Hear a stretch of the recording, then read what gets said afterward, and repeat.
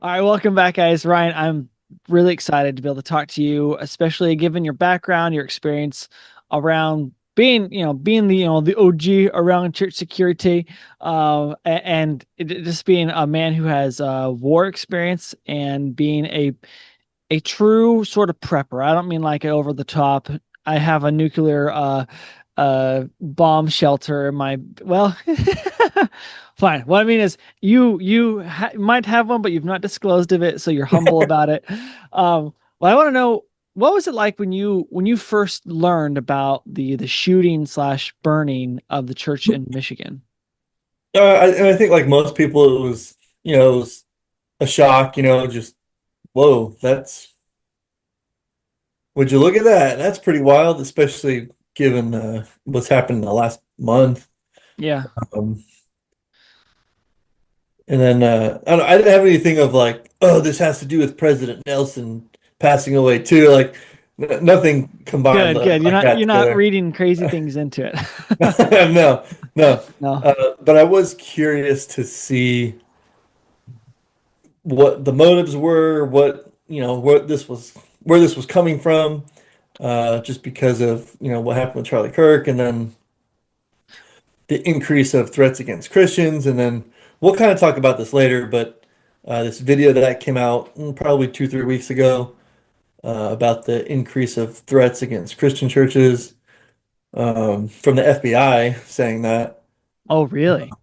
Yeah. And so I was kind of curious just to see how this was going to play out. I try not to rush to conclusions when it comes to something, especially because just media sources go nuts with, Sure. we got to know, or not even know, we just got to say something and be the first ones to say it. And they usually Yeah. just say some kind of poppycock and shenanigans and just stupid things. And they usually just get it completely wrong. So, I think it's wise to just kind of watch things play out and to not jump to conclusions, but also not to start blaming. I think it's interesting that obviously we want to know what the motives are, but how quick people are being like, well, it's got to be a right wing activist. No, it's got to be left wing. yeah. In the end, it's like, I don't care what wing. I just need to understand that, or all I need to know is innocent people were murdered by someone who has become so sick that they were driven there. Whether that's video games, like supposedly that was isn't that supposedly the reason why the Columbine shooters did what they did, right? They got That, that so hard was into. that was a thing that came about, yeah, in the I don't think it's the main early cause. It 2000s, late supposedly is a 90s. contributing factor, but like, um, it, I feel like the world is in turmoil and commotion, and I know that's like a scriptural thing we talk about in the church, where like, oh yes, the world, in the last days, the world will be in commotion, and there'll be wars, rumors of wars, and it lists out all these things. And I'd say now those scriptures are starting to feel much more alive, much more, In it commotion, is you might coming say. to pass now, right? Because, well, I mean, we live in America, so we're not dealing with a war. Like if we were in Ukraine, we'd probably feel much more like that. If we were Ukraine saints, we'd probably be like, heck yeah, the world feels like it's in commotion. I have Russian drones attacking me. Or if you're in Russia, I have Ukrainian drones attacking us, right? Yeah, really. But we're kind of separated from all that. And now we see here in America, you have the assassination, the martyrdom of a very good Christian man who was doing a lot of good for the revival of Christianity across the world, not just in America, and helping people sift through the political fray and understanding, politics as per what the Christian point of view ought to lead you to, what conclusions. So like that was a major shock, and then within the same month, we have President Nelson die, and Hmm. not even 24, I guess, like what, 12, 13 hours later, people are killed Yeah. in a church. Then, they're shot. This guy drives his truck into it and shoots people, lights it on fire.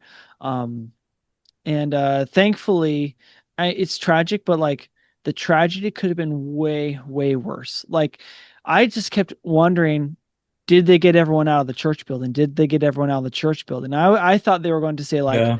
yeah, we're missing like 15, 20 people.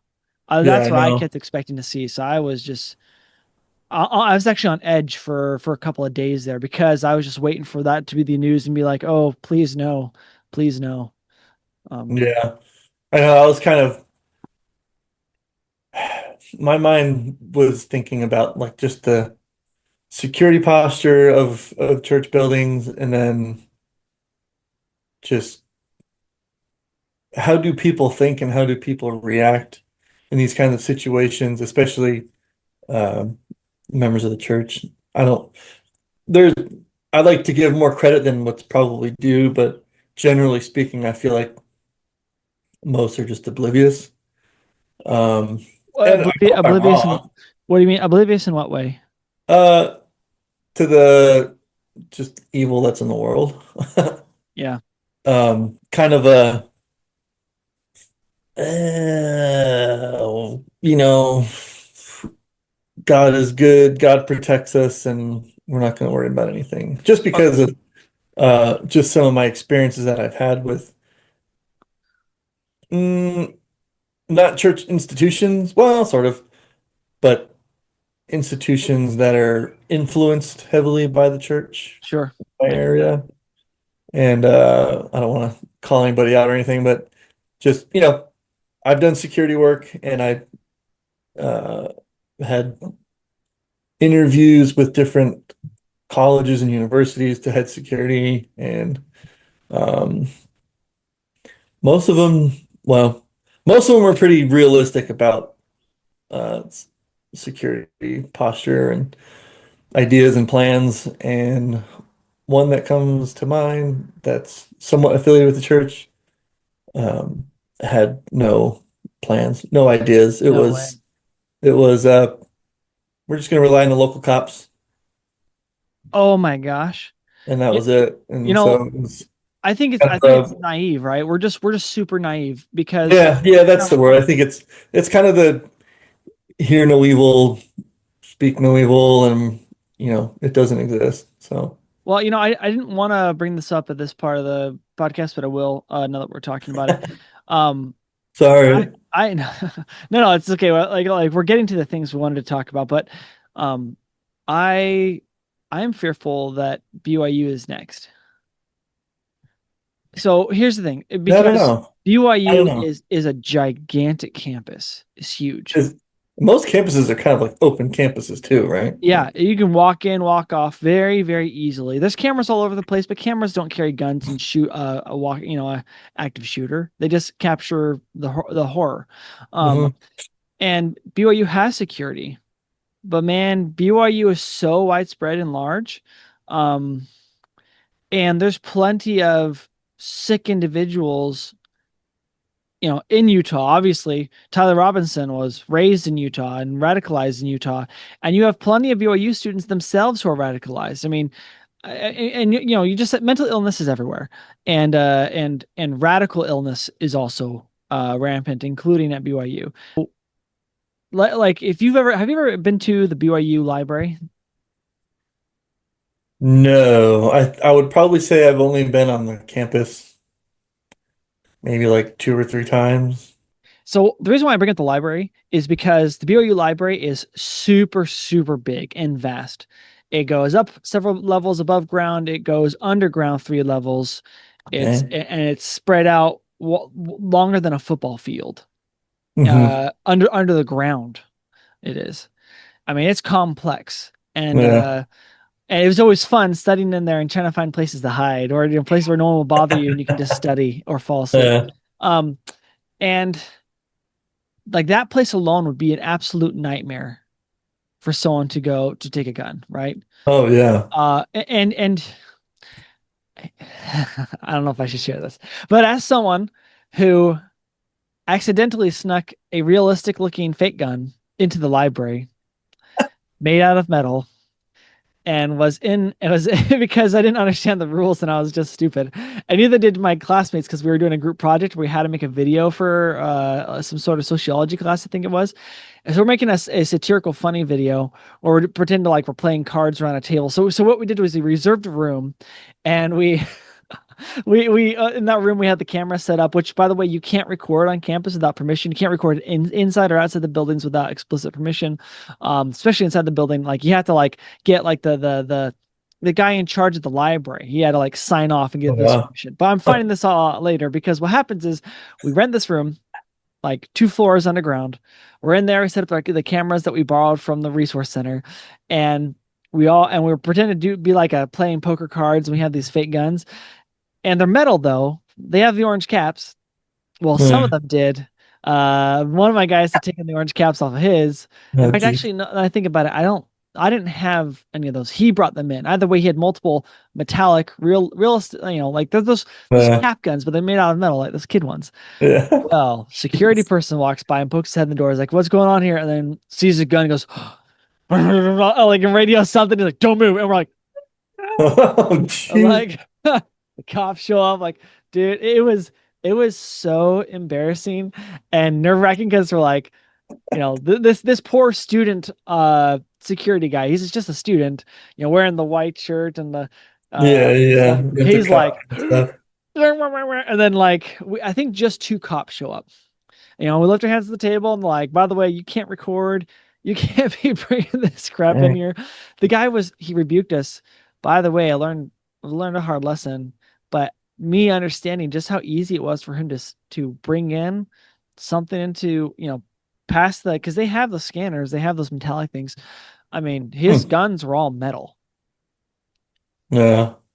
So I mean, I just what I'm Huh. getting at is people are not as safe as they think they are. So Ryan, you talked about that video you watched a couple weeks ago about church security, but then there's this other video where this guy explicitly is talking about kind of the differences between his church and our church, because his church that he goes to, or a church, is only an hour away, and they had in less than a month apart both had shooting scenarios. Well, that wasn't his church. He was just giving an example of Gotcha. a church in some other church, in Michigan that was an hour away from the, our ward building or the ward building that was attacked. So, Yeah. Got a memo from the Church of Latter-day Saints from 2019 that outlines how they're supposed to. By the way, I was a little bit of a turd in this comment section. I said it's a bit disingenuous to say Church of Latter-day Saints when it's the Church of Jesus Christ of Latter-day Saints. And I was like, you wouldn't call Jehovah's Witnesses just witnesses. You wouldn't call Seventh-day Adventists just Adventists. Anyways, that's kind of a turd. I think I made a similar comment. I was just like, it's the full name of the church. Yeah, and But, and I think actually it was probably entirely by accident. I was still but yeah, like, 'cause I think later on he does say it the yeah, correct way the whole I time. think so. Church security operations. And in that same memo, it is very clearly stated that they are not to possess firearms on campus. I actually have one correction for him because he says the 2019 memo. That's not true. So yes, it's true. There's a 2019 one. There's a 2004 one, but actually the most recent one is 2024, last year August, when Mm. they I guess made some tweaks to it and then had it announced that they made these tweaks to it. Yeah, But there's contradictions in the memo, and there's lessons to be learned from that. Contradictions come from how they want to handle an active shooter. The memo spells it out, and it's horrible. A bigger example of why you need a church safety ministry. We're going to break this all down. I'm going to talk all about this, and what I want you to full faith in the Lord that He is going to protect me and my church, because the Lord has given me opportunities to protect myself, to give me training, to give me equipment that I can use to protect my people. Of the world, right? Yeah, we can sit there and hope and pray for peace and all this stuff, but when was the last time we had peace in the world? Never.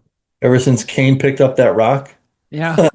like there's never been peace. So, Let's see what he has to say. The Church of Jesus Christ of Latter-day Saints formally changed its handbook to prohibit firearms in all of its meeting houses and all of the temples. Now, the only exception carved out for anybody was for current law enforcement officers. Now, that means that retired officers, veterans, concealed carry permit holders, and trained members of the congregation were all placed under that same ban. Now, to be clear, at my church, you have me. I am a 30-year law enforcement veteran and a 20-year SWAT veteran with tons of experience in stopping violent crime, and I would not be allowed to bring my firearm into the church. I also have Navy SEALs that are at my church. Those guys have been through a lot, and they are some of the best shooters and best decision makers that we have on our security team. And yet they would not be allowed to bring a firearm to protect their people. That is absolutely insane to me. And you could, I've got the entire memo downloaded, so you can read the entire memo on your own, and I've highlighted the important parts for you. That same document directs members to rely on the run, hide, fight model for active shooter incidents. Now, under the fight portion, it says, fight. As a last resort, if there is no time to run or hide, fight back against the assailant. Use anything available as a weapon and fight to stop the assailant. If others are present, organize to defend yourself. All right, so let's just, what are your thoughts there about the run, hide, fight thing?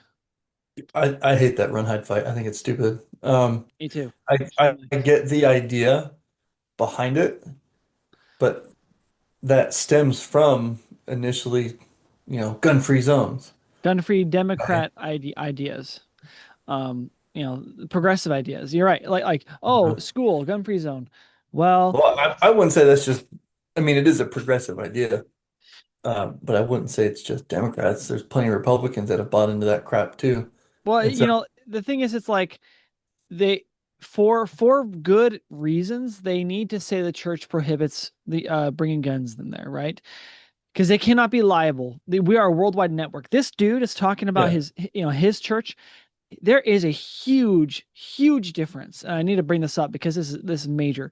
There's a huge dang difference between his church and our church, between basically any church you're going to see anywhere across America and our church, because his church, maybe it goes under Methodist, maybe it goes under Baptist, Seventh-day Adventist, doesn't matter. Because they are not unified under the same organization and entity, right? When they pay money in the plate, it doesn't go to the centralized church as a whole. It goes to the pastor preaching, right? The pastor Mm. preaching, he's basically the prophet and overlord of his own building. It's his building. He decides what the rules are. And I think we're there a are, glass network.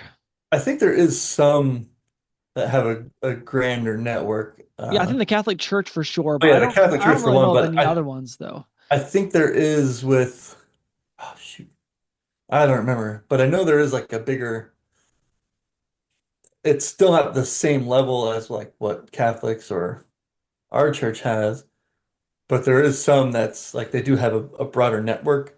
Yeah, there's some, but like their network, maybe Yeah. consists of 30 to 100 chapels, widespread, Something but like we're that. It's talking yeah, about it's still thousands a upon different, thousands. yeah, it's Yeah, still a very different scale to it, as far as being very sure. smaller scale. And it's definitely not worldwide like we're talking about. Yeah. Just for people to think about this, at least people that haven't thought about this, obviously, I think probably people that are watching our channel probably kind of have a general idea of what we're talking about already, but or already agree with kind of what we're talking about or have a general understanding of what we're talking about with when it comes to security stuff. But so self-defense stuff, you're already starting at a disadvantage, even if you carry a gun, even if you have a way to protect yourself. You already start at a disadvantage, right? You're ambushed, right? That's Oh, what happens. surprise. Yep. Exactly. It's a surprise attack on you. You're in some kind of scenario where there's a level where you can't completely defend yourself. But so you just have to think about we're already at a disadvantage being law-abiding citizens, right? So we get ambushed, we get attacked. I mean, yes, just look at any attack, any of these things that happen, right? It's you are defenseless or you are the one that has to react, right? You're not doing the initial action, you have to react. So you have to think about that from this perspective of what we're talking about here. You're starting at a disadvantage, and then you get into the run, hide, fight thing. Okay, so not only are you disadvantaged by being acted upon, but now you have to act in a limited capacity. You have to either run away first, or you have to hide somewhere by locking it, and lock doors, or you have to fight back. Well, what are you going to fight back with? I mean, the hymn books are pretty hefty, but that's not going to be enough. Or you start swinging your scripture bag. That can be pretty hefty. So, but like, yeah, why would you disadvantage yourself even more? and I'm not even talking about in a church perspective, just in general. Yeah, Why would if you you're want in a to school be situation, there's nothing to fight back with, right? Like exactly? it was Just retarded. It's so dumb. Well, I remember in high school, I believe it was when Virginia Tech, I think it was in high school, Virginia Tech had that terrible mass shooting. Maybe I was in middle school. And I remember that like no, they're doing trainings on how to prepare students for active shooter, and it shows like what happens if the guy comes into the door of the shooting, everyone practice throwing books. I'm like that's your solution that we just had mass casualties and instead is we're going to double down on a losing hand and we're going to say, you know what, throw those acorns, deer, throw them, deer, like and it's a bear coming at you. It's like yeah, right. great, Yeah. the bear has all the, like you're saying, you're at a disadvantage and then you tell them to play in a way that's continually maintaining a level of disadvantage that that will continue to create casualties. Is that Right. what you're saying?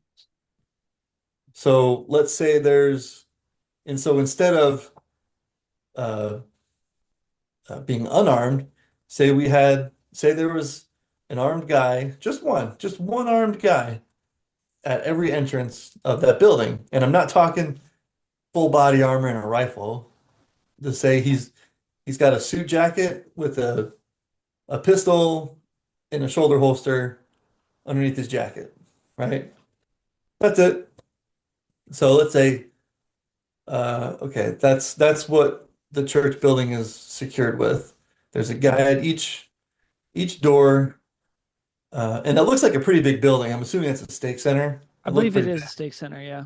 And so it's like, okay, so then there's probably at least three entrances that are normally unlocked, right? If it's like stake offices, external doors, those are normally locked, right?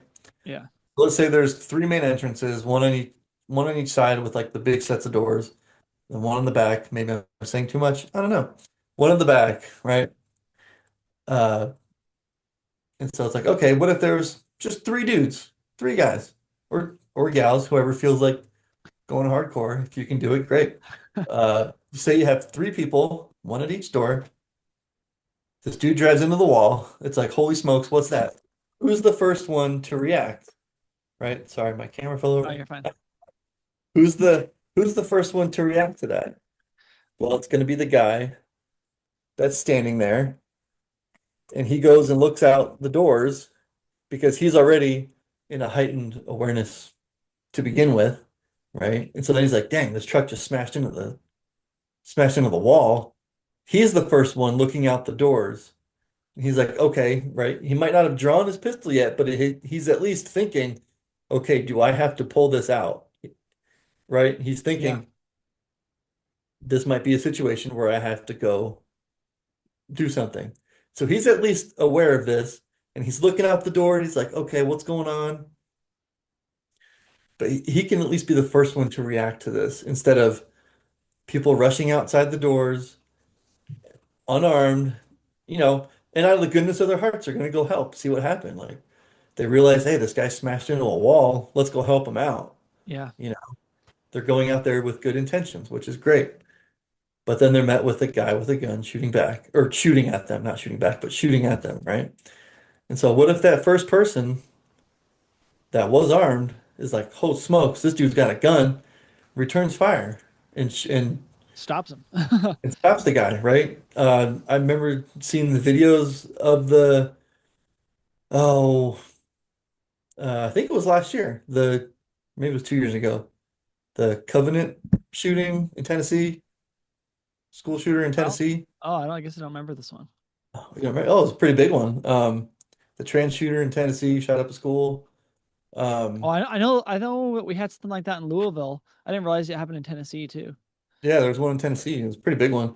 And the video footage shows this this person shooting out the front doors and then crawling through the doors to get Oh, I in. saw that. Yeah, yeah, Because it's bulletproof glass and everything, but you shoot enough time, it's not bulletproof anymore, yeah, right? It was at least hardened doors to some degree, hardened glass. Shoots through the doors and then crawls on his hands and knees through the doors. Like, well, what if a dude was standing there, a defensive dude, a cop, whatever, resource officer, whatever you want to call them, or just a regular armed guard, and that person comes walking through literally crawling through the doors and just shoots them. All done. All done. No one's getting killed that day. You know what I mean? Yeah. I don't know. It doesn't make sense to me to live in a world where just you have this violence that's out there and to walk around and be unprotected doesn't make any sense. That's a very So valid point. And what I was trying to I wanted to say about the handbook there, he's going over this policy, which we both detest. We're like, this is stupid. At the same time, they have that prohibition on firearms as a very wise and thing to do as a worldwide church. yeah, And so they're kind of there's led with, definitely there's definitely people that I've known in other wars that yeah, you don't want them to be having a gun in church. yeah. Um, You don't want it to be like we are open for guns. But the thing is, that doesn't mean the Latter-day Saints are supposed to follow things blindly and just be like, this is doctrine. The Lord said, thou shalt not have guns. That's not the case at all. And I want to add there though that you kind of put yourself, unfortunately, when you're an organization like the church, you have to put these policies in there. You now have to say something about like, well, how do like probably what the thinking is. We said they can't have guns. We should probably give them at least some sort of guidance on what maybe they should do in that scenario if mhm. they happen to obey the no gun thing. And as pathetic as it is, it's something. Yeah. Uh, and that's why Latter-day Saints ought to read your scriptures with an eye of honesty and discernment, not be like Antifa, Lehi's, no guns. It's like no, the Yeah. Nephites fought a very righteous war. They were reluctant to fight the Lamanites. Mhm. The Lord wants us to defend ourselves. Some people were commenting in one of the last videos, like, well, I think we should just pray every day if the Lord prompts us to bring the weapon. It's like, you know what? Uh, be prepared was the Boy Scout motto. Pretty sure that it was Captain Moroni's motto too, because he went to every single city he could touch and speak to and say, fortify yourselves, prepare the city. It's like, The uh the war chapters and Captain Moroni saying be prepared and fortifying. I wonder if people sometimes take that as a spiritual metaphor as purely, opposed purely. to Because uh, because there is a spiritual metaphor behind it, but yeah, I think yeah. I think what you're getting at is they do it purely for the spiritual metaphor without recognizing there are literal physical applications to But that. that's scary, man. Like, and I understand this. The idea of um so when you let's just talk about guns for a second here. And the idea behind learning how to defend yourself. Sure. That means you have to understand violence. That means you have to understand serious contention. That means you have to understand just that mind switch that has to happen, right? And when we're taught about and told about being peacekeepers and things like that, and just living in the United States in relative comfort and peace, um, it's not something that people think about or even want to think about. I Yeah. mean, how many people don't uh hunt because like, ew, blood's creepy. Yeah. Ew. Animal cruelty. Yeah, yeah, right. So so there's a huge and I would say too there's a huge spiritual conundrum that goes behind it as well. You know, that's something that I've struggled with for a long time. Not necessarily the stuff that happened in war. Um, I mean, I don't know what's going to happen to me as far as that goes. Not like I was a war criminal or anything like that, but You're hanging people's ears off of your dog yeah, I was tags. cutting people's ears off and hanging around my neck, you know. But no, I didn't do any of that. But but there was still afterwards, there's still a kind of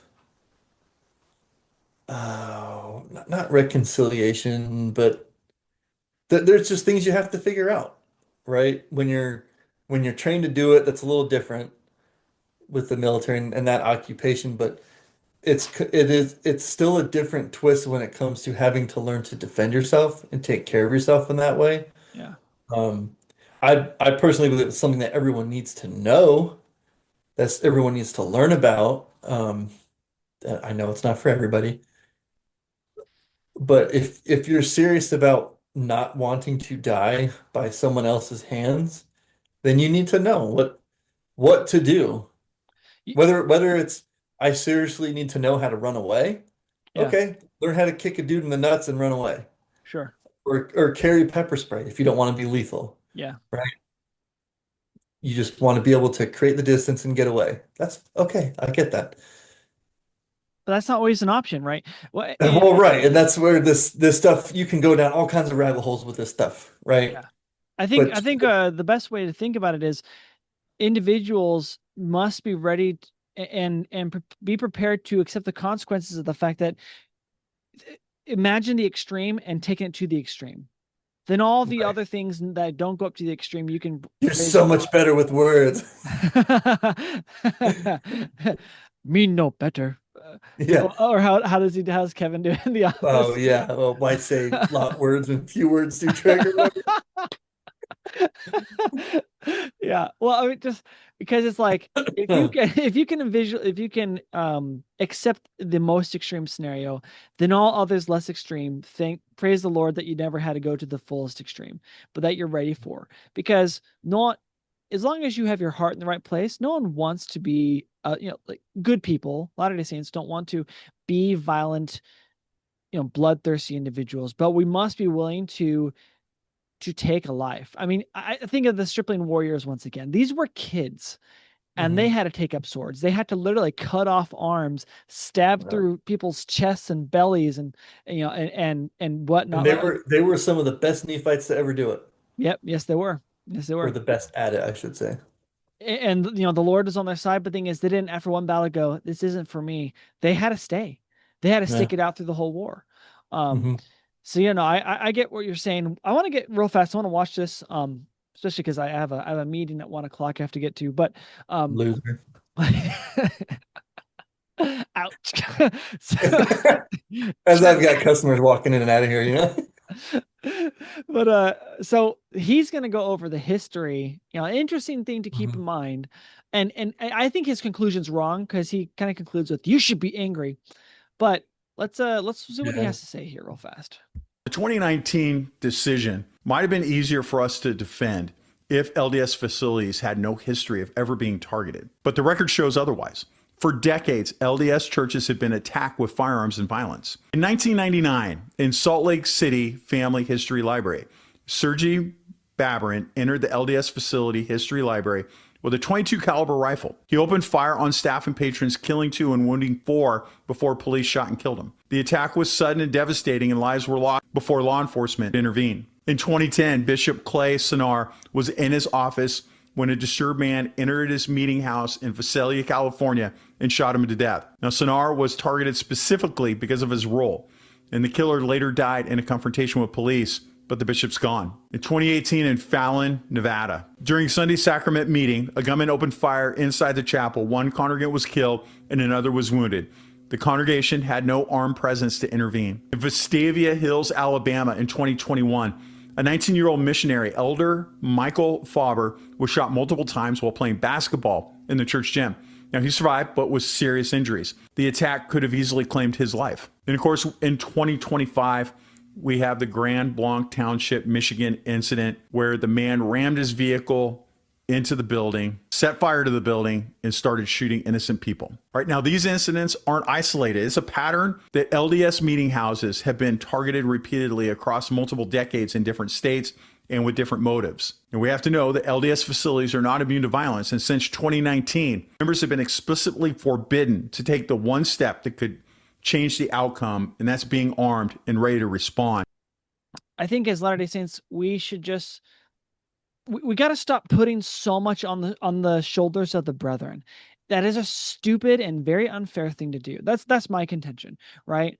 The Mhm. brethren, their primary focus and their primary goal is to lead the church effectively so that people come unto Christ, that they receive ordinances. and everything else we do, we should be wise individuals who look unto the spirit of wisdom, the Lord God himself, to guide and direct our lives, and not try to fit, constrain our thinking and living within a manual and within maybe the way the church acts, because the church is not Christ himself. The church is not a human being. It's not the prime example of living. We have scriptural examples of that, right? And anyone who's like, church shouldn't have done this sort of stuff, you're unfairly putting stuff on the brethren that's not for them to have there. Hmm. We have to be able to think outside the box. I mean, honestly, that's how I Yeah. feel.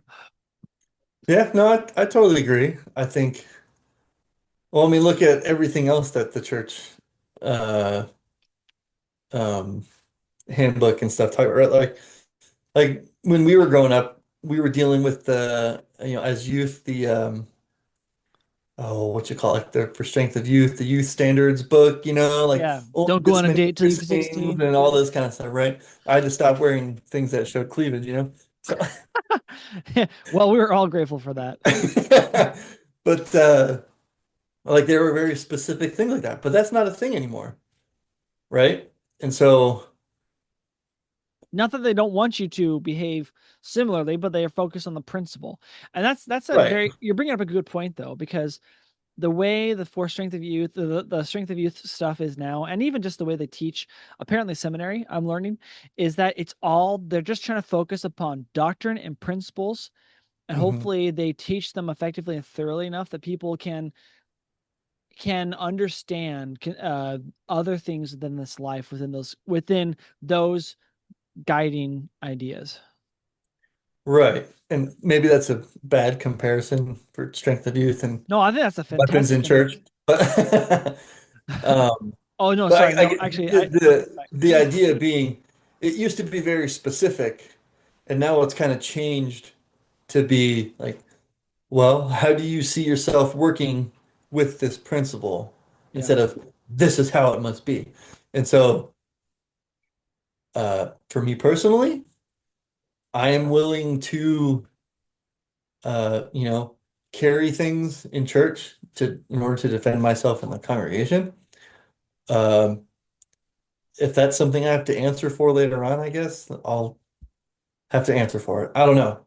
but in also in what way, right? A church leader has to say, Ryan, how dare you? Great, am I going to hell for this? No, you're not. Is Jesus gonna be like, my handbook was, it was the straight and narrow way that I gave you to go. Yeah, That's not I the don't know. case. I guess if it comes to that, yeah, I don't know. I guess that's something that I've wrestled in my mind. Like, honestly, I would probably not be able to live with myself if something like that happened. I know that I have mindset, training, and skills. And the capabilities to not let other people die, and I didn't do anything about it. It would make you feel like Captain Moroni, who instead of deciding he's going to make a flag, Title of Liberty, and get everyone to go everywhere, he just decides, I'm going to sit this one out because I don't feel like the prophet didn't say for me to make this Title of Liberty and congregate the people, right? And then afterwards, you suddenly lose the government and there's a king, and then you're like, Um, oh, I had the ability to change this outcome, right? That's kind of what it would feel like. yeah. You are the right man in the right place at the right time and if you don't have the tools, what good are you? I just want to remind those listening, follow the prophet. This is the Follow, world according to Ryan and Alex right now. We're trying to, follow the prophet and, and we're not you know, apostatizing, right? Like, I don't no think one so. should be able to listen to this and be like, see, they're critical of church leaders. Not really. I think they're doing the best thing they can that you ought to do with us, the sort of organization that we have. Members just got to stop being so narrow-minded. I mean, that's what it Yeah. comes down to. And maybe we're too broad-minded. I don't know. Well, I mean, let me give you a quick example. Just and maybe this I'll cut this out. But in the manual, talk about like, oh, if you're going to give someone church resources, help with let's say food or with paying their rent, the bishop is supposed to sit down with that individual and create and go over all their finances and create a plan. That way, they become self-reliant again. You know how many times bishops skip that? all Mhm. the time. I've personally witnessed it. They skip that crap all the time. Are they going to hell? Are they going to be, Yeah. made accountable? Like, how dare you? It's just because some people have an aversion. There's not hype, what is it called? Undue controversy over weapons because people are stupid. It's just we have to recognize that this is what the manual says, and this is what Yeah. I'm going to do. That's like to quote someone who I love and respect a whole lot, a very very seasoned veteran. They smiled and they said, "I love my wife and I love the people I go to church with, and I'm going to make sure that they're safe anytime I'm with them." That's all he said. And that's just you're not saying I'm going to write a letter to Salt Lake. It's just Yeah. you know be I guess here's the other thing too. Like, I'm not gonna, if something happens at my church building, I'm not gonna blame the church either. yes. Like the church, I wouldn't hold the church liable for anything like that. I don't think. It doesn't make sense to. Yeah. All I right. I have a I'm hard. not a sue happy individual. So That's right. Well, thank you so much, Ryan, for joining with me. I love us being able to talk. I know, you're busy and you have schooling and everything else you're doing, which just takes up a lot of time. But uh, leave a comment below, letting us know what your thoughts are about the church handbook policy and about firearms and run, hide, fight. yeah, yeah, it's something that everyone needs to figure out for themselves, I Yep, think. Church has only been under attack since its inception, extermination orders and things like that. That's all. So, that's all. All right, guys, live free till next time. See you, Ryan. see you, man. Bye.